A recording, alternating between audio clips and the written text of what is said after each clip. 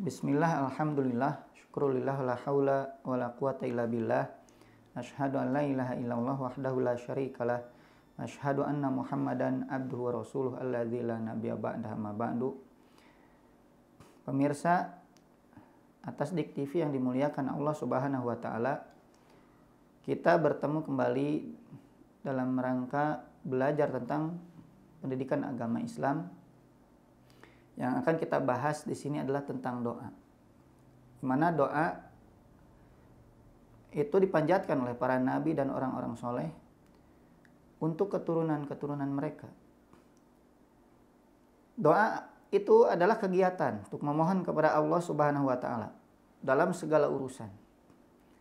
Doa merupakan bagian dari ibadah dalam Islam yang paling mendasar, yang dipanjatkan pada saat mendapatkan kesulitan ataupun untuk mendapatkan kemudahan dalam segala urusan, walaupun tidak dalam sedang kesulitan.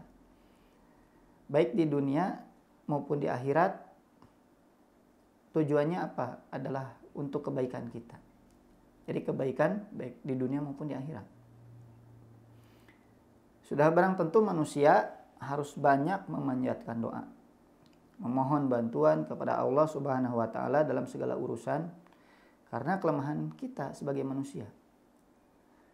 Seringkali manusia tidak sanggup untuk dapat mengatasi setiap permasalahannya. Apalagi bila tanpa diiringi dengan doa. Oleh karenanya Allah memerintahkan kepada kita untuk senantiasa berdoa kepadanya. Firman Allah dalam Quran surat Ghafir ayat ke-60. A'udzu billahi minasyaitonir rajim wa qala rabbukum ud'uni astajib lakum.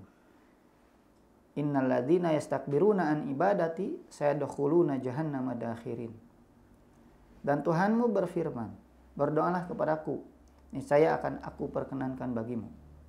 Sesungguhnya orang-orang yang sombong tidak mau menyembahku akan masuk neraka jahanam dalam keadaan hina dina. Pada pembahasan sebelumnya kita berbicara mengenai ibadah. Nah, doa itu merupakan bagian dari ibadah. Sehingga orang-orang yang tidak mau berdoa kepada Allah dikategorikan sebagai orang yang sombong dengan sebab tidak beribadah kepada Allah dengan tidak berdoanya itu. Merasa dirinya mampu melaksanakan segala sesuatu dengan sendirinya. Kemudian Allah Subhanahu wa taala berfirman dalam Quran surat Fatir. Ya ayuhan nas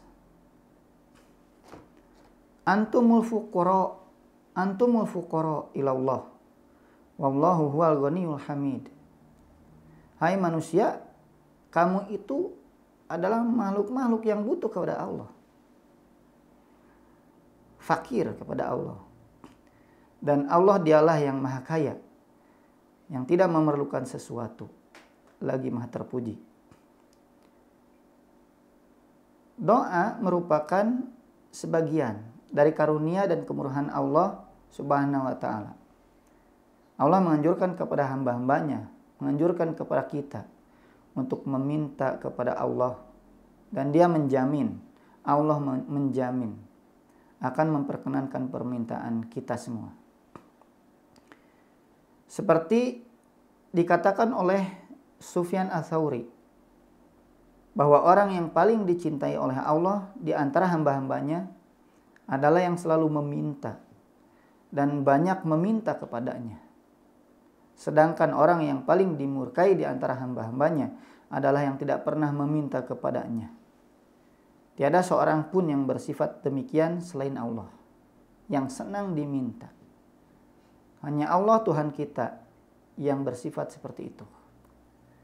Demikianlah menurut riwayat Ibnu Abu Hatim. Hal yang semakna telah disebutkan di dalam syair yang mengatakan Allah menyeru hamba-hambanya. Kalian membutuhkan Allah dalam setiap urusan kalian. Baik itu yang kecil maupun yang besar. Dan yang mudah maupun yang sulit. Hanya Allah yang maha kaya dan maha terpuji. Dia memberi manfaat dan kenikmatan bagi hambanya dengan kekayaan dan kemurahannya. Pemirsa atas Dik TV yang dimuliakan Allah. Demikian juga di dalam masalah pendidikan bagi anak-anak kita. Sangat memerlukan banyak-banyak doa. Agar kita semua berhasil dalam rangka mencapai tujuan pendidikan yang kita idamkan yang diridhoi oleh Allah Ta'ala. Keberhasilan pendidikan bukan hanya sekadar masalah bagus atau tidaknya metode dalam menjalankan program, proses, dan evaluasi saja. Akan tetapi juga hal ini sangat berkaitan erat dengan doa dan pertolongan Allah Ta'ala yang maha mengetahui dalam mencapai tujuan kita. Hal ini telah dilakukan oleh para nabi dalam masalah mendidik anak-anak mereka. Salah satu contohnya doa Nabi Zakaria alaihi salam dalam Quran surat Ali Imran ayat 38. Hunalika da'a Zakaria rabbahu qala rabbi habli min ladunka dzurriyyatan thayyibah innaka sami'ud du'a. Di sanalah Zakaria berdoa kepada Tuhannya seraya berkata, "Ya Tuhanku, berilah aku dari sisi Engkau seorang anak yang baik. Sesungguhnya Engkau Maha pendengar doa." Dan doanya orang-orang soleh dalam Quran surat Al-Furqan ayat 74, Allah mengabadikannya. Walladzina yaquluna rabbana hab lana min azwajina wa dzurriyyatina qurrata a'yun waj'alna lil muttaqina imama. Dan orang-orang yang berkata, "Ya Tuhan kami, anugerahkanlah kepada kami pasangan kami dan keturunan kami sebagai penyenang hati kami, dan jadikanlah kami pemimpin bagi orang-orang yang bertakwa." Demikianlah Nabi Zakaria dan orang-orang solih berdoa menggantungkan harapan mereka kepada Allah dan memohon bantuannya di dalam rangka mendidik keturunan mereka semua agar menjadi manusia yang solih dan solihah. Semoga bermanfaat dan semoga kita menjadi orang-orang yang selamat di dunia dan akhirat. Subhanakallahumma wa bihamdika asyhadu an la ilaha illa anta astaghfiruka wa atubu ilaik.